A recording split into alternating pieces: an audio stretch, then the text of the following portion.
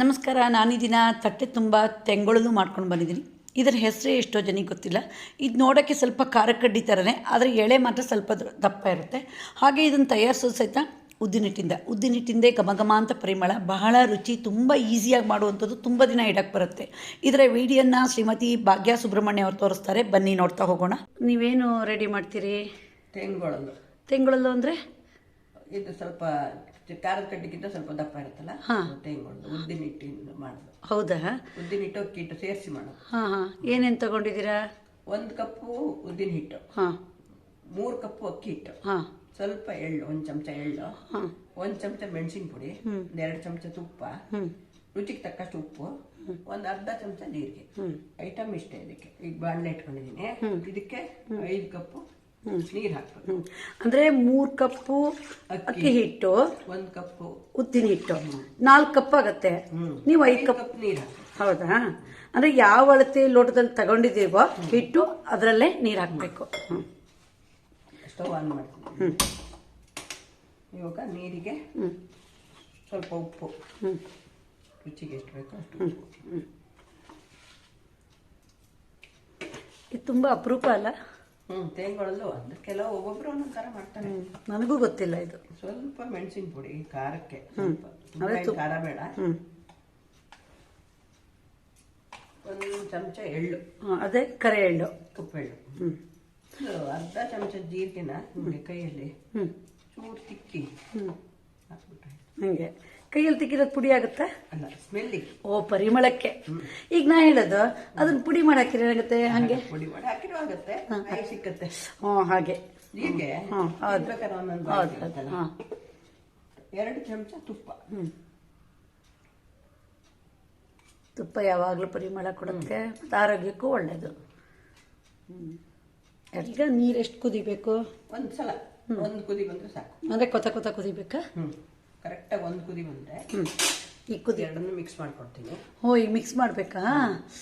ಒಟ್ಟಿಗೆ ಮಿಕ್ಸ್ ಮಾಡ್ಕೋಬೇಕು. ಹಾಗೆ ಹಾಕಿದ್ರೆ ಸಾಕ ಅಥವಾ ಕೈಯಲ್ಲಿ ಇನ್ನೊಂದು ಸ್ವಲ್ಪ ಮಿಕ್ಸ್ ಮಾಡ್ತೀರಾ? ಇಲ್ಲ, ಸ್ವಲ್ಪ ಮಿಕ್ಸ್ ಮಾಡ್ತೀನಿ. ಯಾಕೆಂದ್ರೆ ಕೆಳಗಡೆ ಉದ್ದಿನ ಹಿಟ್ಟು ಹೋಗ್ಬಿಡುತ್ತೆ. ಒಂದ್ಸರಿ ಈಗ ಸೌಟಲ್ಲಿ ಮಿಕ್ಸ್ ಮಾಡಿದ್ರಲ್ಲ, ತುಪ್ಪ, ಉಪ್ಪು ಎಲ್ಲದು ಏನೇನು ಐಟಮ್ ಹಾಕಿದೆ. ಈಗ ನೀರು ಕುದೀತಾ ಇದೆ ಅಲ್ವಾ? ಸ್ಟವ್ ಸಿಮ್ಮಿಗೆ ಮಾಡಿ ಹಿಟ್ಟು ಹಾಕಿ ಮುಚ್ಚೋದು. ಇದಕ್ಕೆ ಎಂತಕ್ಕೆ ಹೆಸರು ಬಂತು ತೆಂಗೊಳಲು ಅಂತ? ಯಾರೋ ಒಬ್ರು ಹೆಸರಿಟ್ಟಿರ್ತಾರೆ ಮಾಡಿ. ಅದು ಈಗ ಮುಗ್ಚಿದ್ರೆ ಅಲ್ವಾ, ಬೆಂದಂಗೆ ಆಗ್ಬೇಕು, ಫುಲ್ ಚೆನ್ನಾಗಿ ಮಿಕ್ಸ್ ಆಗಬೇಕು. ಮತ್ತು ಒದಗುತ್ತಲ್ಲ ಇದು. ನೋಡಿ ಎಷ್ಟು ಲೋಟದಲ್ಲಿ ಹಾಕಿ. ಈಗ ಉದ್ದನ್ನ ಮಿಲ್ಲಲ್ಲಿ ಹಾಕಿಸಿ ಹಿಟ್ಟು ಮಾಡಿಸಿಟ್ರೆ ಎಷ್ಟು ದಿವಸ ಬೇಕಾದರೂ ಹಾಳಾಗದೆ ಇರುತ್ತಾ? ಫ್ರಿಜ್ಜಲ್ಲಿ ಇಟ್ಕೊಂಡ್ರೆ ಇರುತ್ತೆ. ಅಂದರೆ ಉದ್ದು ತೊಳೆದು ಒಣಗಿಸಿ ಹಾಕದ? ಇಲ್ಲ, ಉದ್ದು ಹಾಗೆ ಹಾಕಿದ್ದೀವಿ. ಹೌದಾ? ಅಂಗಡಿಯಿಂದ ತಂದು ಕ್ಲೀನ್ ಮಾಡಿ.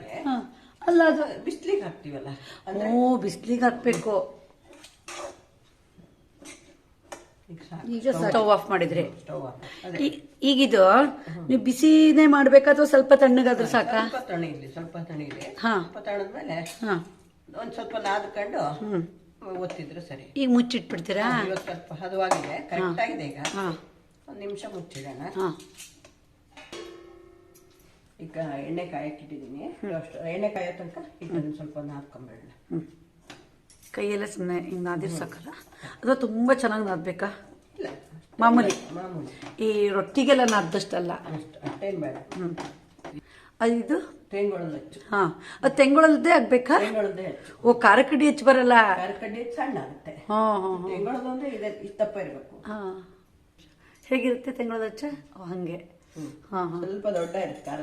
ಹಂಗೆ ಕೇಳ್ಬೇಕಾ ಅಂಗಡಿಲಿ ತೆಂಗೊಳಲು ಹಚ್ಚಿ ಕೊಡಿ ಅಂತ? ಅಲ್ಲ, ಅದು ಸೆಟ್ ಹಂಗೆ ಬರುತ್ತೆ. ಹೌದಾ?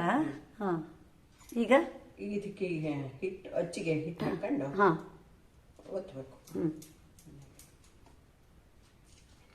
ಎಣ್ಣೆ ಕಾದಿದೆಯಾ? ಈಗ ಅದನ್ನ ಹಾಕಿದ್ದೀರಾ? ಮುಟ್ಲ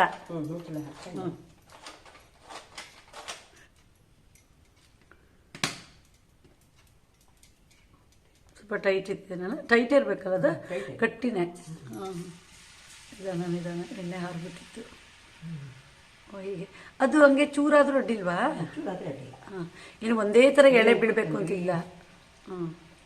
ಗೊತ್ತಲ್ಲ, ಕೆಲವು ಸರಿ ಎಣ್ಣೆ ಉಕ್ಕುತ್ತಲ್ಲ, ಅವಾಗ ಹುಣಸೆ ಹಣ್ಣಿನ ಹುಣಸೆ ಹಣ್ಣು ಹಾಕಿದ್ರೆ ಉಕ್ಕಲ್ಲ ಅಂತ. ಈಗ ಸ್ವಲ್ಪ ಮೇಲ್ ಬರೋವರೆಗೆ ಮುಟ್ಬಾರ್ದಲ್ಲ, ಅದಾಗೆ ಬೇಯಬೇಕು. ಪೀಸ್ ಆಗ್ಬಿಡುತ್ತೆ. ಬೇಯಲಿ ಅಲ್ಲ. ಅದು ಎಣ್ಣೆ ನೊರೆ ಬರುತ್ತಲ್ಲ, ಸ್ವಲ್ಪ ನೊರೆ ಎಲ್ಲ ಕಡಿಮೆ ಆದ್ಮೇಲೆ ನೋಡಿ ಅವಾಗ ಎಷ್ಟು ಉಕ್ತಿತ್ತು, ಈಗ ನೋಡಿ ಕಡಿಮೆ ಆಯ್ತದ. ಸ್ವಲ್ಪ ಬೇಯೋದು ಲೇಟ್ ಅಲ್ವಾ. ಈಗಿಂತಲೂ ಇದೇ ಇಷ್ಟ, ಆದ್ರೆ ನಂಗೆ ಮಾಡೋದು ಹೇಗೆ ಅಂತ ಗೊತ್ತಿರಲಿಲ್ಲ. ನೀವು ಹೇಳಿದ್ರಲ್ಲ ನಂಗೆ ಬರುತ್ತೆ ಇದು ಅಂತ. ಯಾವಾಗಲೂ ಮಾಡ್ತಿರ್ತೀರಾ ನೀವು? ತುಂಬಾ ಏನು ಮಾಡಲ್ಲ. ಅದೇ ಎಣ್ಣೆ ಹೆಚ್ಚು ಕುಡಿಯಲ್ಲ ನೋಡಿ. ಕೊಬ್ಬರಿ ಎಣ್ಣೆ ಎಲ್ಲ ನೀವು ಹಾಕಿದ್ದು? ಇಲ್ಲ ಇಲ್ಲ, ಹೌದಾ? ಶೇಂಗಾ ಶೇಂಗಾ ಎಣ್ಣೆ ಇದ್ರದ್ದು ಓಮ್ ಅಂತ ಬರುತ್ತಲ್ಲ, ಆ ಶೇಂಗಾ ಎಣ್ಣೆ. ಇದು ಶಬ್ದ ನಿಲ್ಬೇಕಾ ಹೇಗೆ? ಅದೇ ಶಬ್ದ ನಿಲ್ಬೇಕು.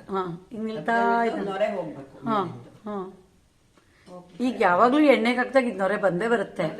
ಹೌದಾ? ಅಂದ್ರೆ ನನ್ನ ಮನ್ಸು ಕೊಬ್ಬರಿ ಎಣ್ಣೆಲಿ ಬರಲ್ಲ. ಅದು ಗೊತ್ತಿಲ್ಲ. ಈ ಸ್ಟಾರ್ಟಿಂಗ್ ಹಾಕಿ ಮಾಡ್ತೀವಲ್ಲ ಎಣ್ಣೆ, ತುಪ್ಪ, ಎಣ್ಣೆ, ಅದಕ್ಕೆಲ್ಲ ಸ್ವಲ್ಪ ನೊರೆ ಬರುತ್ತೆ. ಆಯ್ತಲ್ಲ, ಅದು ಹುಣಸೆ ಹಣ್ಣು, ಅದು ಮೇಲೆ ಕಾಣ್ತಾ ಇರೋದು. ನಮ್ಮಮ್ಮನೂ ಹಾಗೆ ಮಾಡ್ತಿದ್ರು, ಉಕ್ಕು ತಕ್ಷಣ ಹುಣಸೆ ಹಣ್ಣು ಹಾಕ್ಬಿಡೋದು, ಒಂದು ಹೆಸರು ಅಷ್ಟೇ ಅಲ್ಲ. ಹಾಗೆ ಈಗ ಎಣ್ಣೆಯಿಂದ ತೆಗೆದ್ಮೇಲೆ ತಣ್ಣಗಾದ್ಮೇಲೆ ಪೀಸ್ ಮಾಡಿದರೆ ಸರಿ. ಬಾಣಲೆಗೆ ಒತ್ತಬೇಕಾದ್ರೆ ತುಂಬ ಪ್ರಾಕ್ಟೀಸ್ ಇರಬೇಕು, ಹಾಗೆ ಕೈ ಸಹಿತ ಸುಡುತ್ತೆ.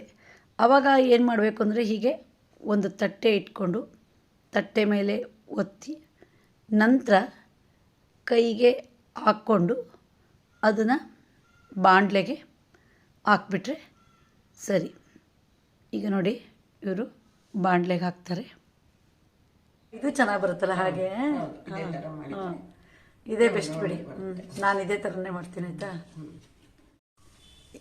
ರುಚಿಯಾದ ತೆಂಗೊಳಲು ರೆಡಿ ಆಯ್ತಲ್ಲ, ಬಹಳ ಈಸಿ. ಇದು ಇಡಕ್ಕೆ ಬರುತ್ತಾ? ಸ್ವಲ್ಪ ದಿನ ಇಡಕ್ಕೆ ಬರುತ್ತೆ. ಇದಕ್ಕೆ ಬೇರೆ ಏನೋ ಆ ಥರ ಹಾಳಾಗಂಥದ್ದೇನೋ ಹಾಕಿರಲ್ಲ. ಆಮೇಲೆ ಎಣ್ಣೆನೂ ಹೆಚ್ಚು ಕುಡಿಯಲ್ಲ, ಜಾಸ್ತಿ ಕುಡಿದಿಲ್ಲ. ಎಣ್ಣೆ ಇಟ್ಟಿದ್ದಷ್ಟು ಹಾಗೆ ಇದೆ. ಹೌದು. ನೋಡಿ ಟೇಸ್ಟ್ ನೋಡಿ. ತುಂಬ ಚೆನ್ನಾಗಿ ಮಾಡಿಕೊಟ್ಟಿದ್ರಿ, ನಾನು ಟ್ರೈ ಮಾಡ್ತೀನಿ ಆಯಿತಾ. ಧನ್ಯವಾದಗಳು. ನಿಮಗೂ ಧನ್ಯವಾದಗಳು. ನಂಗೆ ಬೇಡ, ನೀವೆಷ್ಟು ಕಷ್ಟಪಟ್ಟು ಅದನ್ನು ರೆಡಿ ಮಾಡಿ ನಂಗೆ ತೋರಿಸಿದ್ದೀರಲ್ಲ, ನಂಗೆ ನಾವು ಕಲ್ತ್ರೆ ನಮ್ಗೆ ಅದೇ ಖುಷಿ ಅಲ್ವಾ. ಈ ತಿಂಡಿಗಳನ್ನೆಲ್ಲ ಕಲಿಬೇಕು, ಇಲ್ಲಾಂದ್ರೆ ಗೊತ್ತಾಗಲ್ಲ ನನಗೆ. ನಿಮ್ಮ ರೆಸಿಪಿ ನೋಡ್ತಾ ಇರ್ತೀನಿ, ಯಾವ್ದಾದ್ರು ಬೇಕು ಅನ್ಸಿದ್ರೆ ಮಾಡ್ತೀನಿ. ಹೌದಾ? ನೋಡಿದ್ರಲ್ಲ ರುಚಿಯಾದ ತೆಂಗೊಳಲು ಮಾಡೋದು ಹೇಗೆ ಅಂತ. ನೀವು ಸಹ ಒಮ್ಮೆ ಟ್ರೈ ಮಾಡಿ ಇದರ ರುಚಿಯನ್ನು ಸವಿಯಿರಿ. ನಿಮಗೆ ಈ ವಿಡಿಯೋ ಇಷ್ಟ ಆದರೆ ಲೈಕ್ ಮಾಡಿ, ಶೇರ್ ಮಾಡಿ, ಸಬ್ಸ್ಕ್ರೈಬ್ ಮಾಡಿ. ಧನ್ಯವಾದಗಳು.